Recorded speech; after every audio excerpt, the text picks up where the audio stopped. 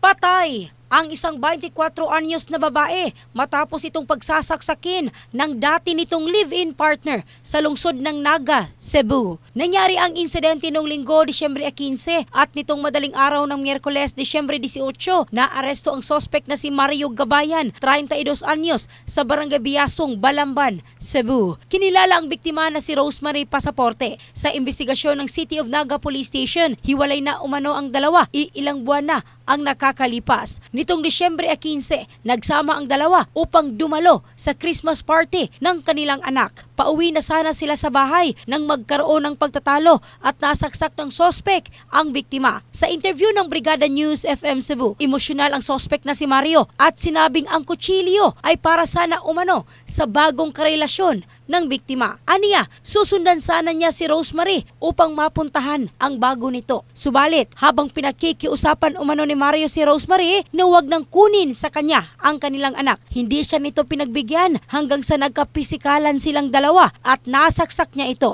Isinugod sa ospital ang biktima, subalit dead on arrival. In the heart of changing lives. Ito si Michelle Craste ng Brigada News Philippines, the Music and News Authority.